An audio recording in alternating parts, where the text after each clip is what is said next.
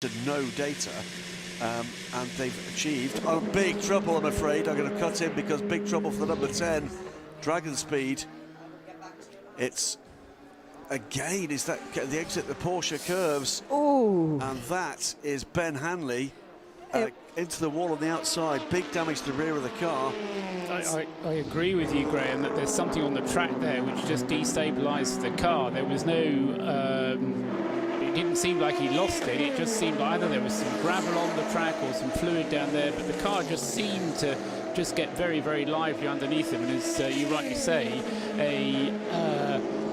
the rear wing knocked off the car. Not massive damage to the car, but enough to see him going back to the garage, whatever happens, if he can get it back to the garage. The slow zone being prepared to be put into place again round the Porsche curve. It's just before what we've just had going up towards the Ford chicane, but it's going to go in place around the Porsche curves. Yeah, the yellows do indeed breed yellows. We've just gone back to green flag running, and all of a sudden there's trouble again. And the car that's in trouble right now is that number 10 DragonSpeed car. We'll wait and see whether or not that car can get moving again. Prepare again for a slow zone. It's going to be busy in race control right now.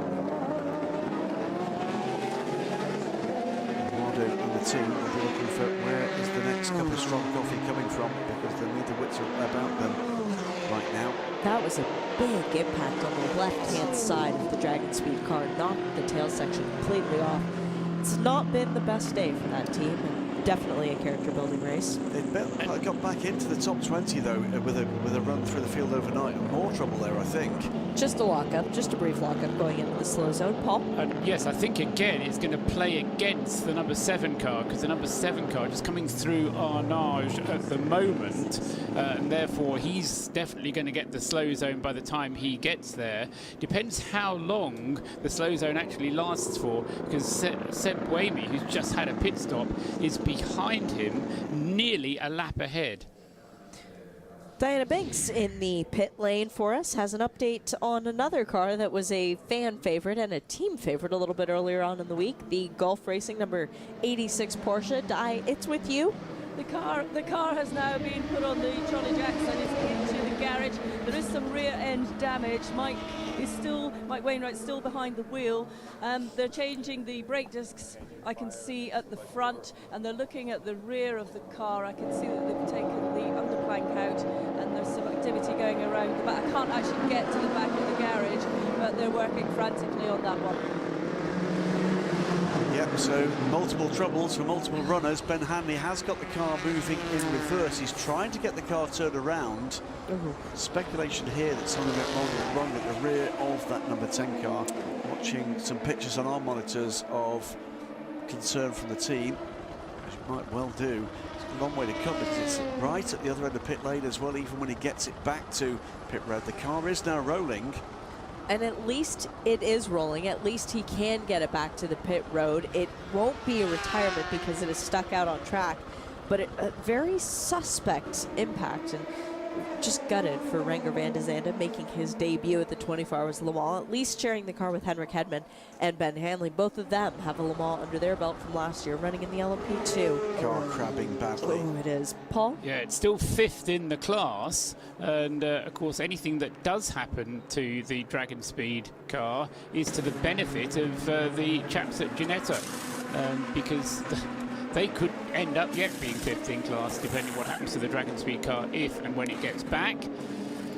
The leader is in the pit lane. The number 7 comes in from the head of the field, as it was at the time. Now it's not anymore. And that is Kamui Kobayashi getting out and Mike Conway getting in.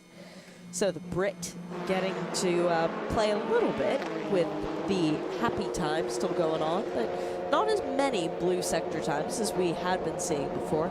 Interesting that the personal best of the Ligier, the best or second best Ligier in the field right now, Philippe Albuquerque in the number 22 United Autosport, his personal best sector time for one isn't really that great compared to what we've seen from some of the other cars. They've not got the pace out of that car. I should say, by the way, the number 10 car has very clearly got rear left damage to the axle at least, and/or suspension. He has got drive. He will get that car certainly into the pit entry. Can he get it down the lane? We've seen this before, of course, at Le Mans 24 Hours. The shape of this pit in does make it tricky with damage, particularly if you're struggling to steer at times. We've seen cars end up in the gravel trap on pit in before now, many times, Paul.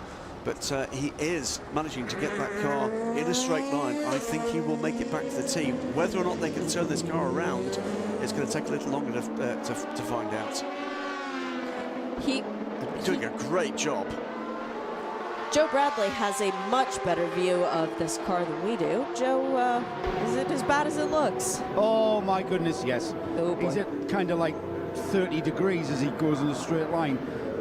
It looks like the left-hand corner has taken a huge impact. The wheel still attached, still driving, both drive shafts still doing their work, but that's going to be a long repair. He's on towards Diana now as we speak.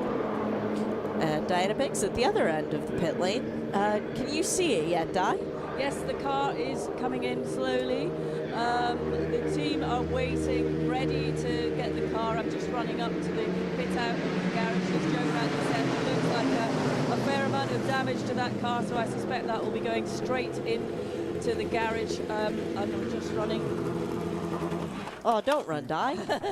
Very undignified at this hour. No, I can't get there. The whole crews and TV crews are on their way.